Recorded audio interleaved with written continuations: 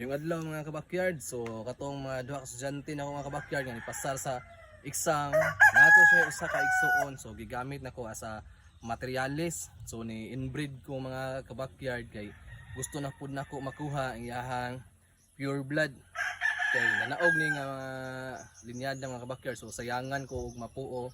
So mao din sa mga kabakyard akong gipare sa kuan sweater. So naa siya duha ka usa ka igsuon na ni mga kabakyard niya akong gibalik. So mao ni mga kabakyard ang igsuon na tong duha ka kuan nga naog. So mao ni mga kabakyard, sweater siya mga kabakyard. Ani so ani mga kabakyard mao ning mga materialis nga akong gigamit para mga kabakyard. Ana mga kabakyard oh. Dayon kani mao ni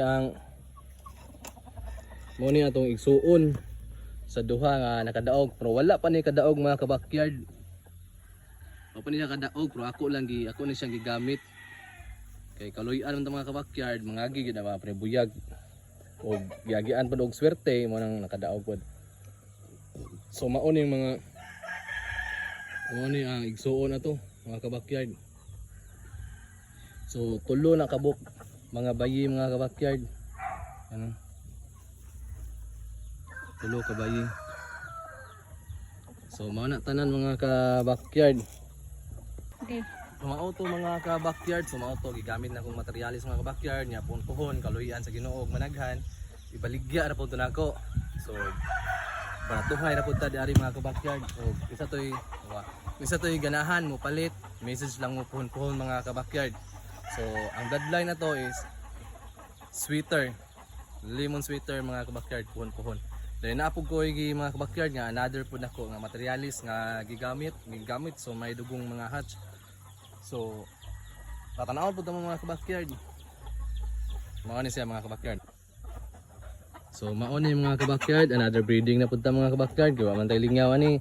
So mao ni mga gigamit ako nga materialis na po mga kabakyard. Hatch na po mga kabakyard. So mao ni mga kabakyard, so tulo ka bayi, usa ka laki. So puhon mga kabakyard og maayo ang dagan sa panahon, daghan tag piso ani. Unya kani pon mga bayiha mga kabakyard nanaog na pod ang kuan ani. Nanaog na sad ang mga igsuon ani mga bayiha. Naay gibihag pero naapoy ning daog pero mas lamang ang ning daog mga kabakyard.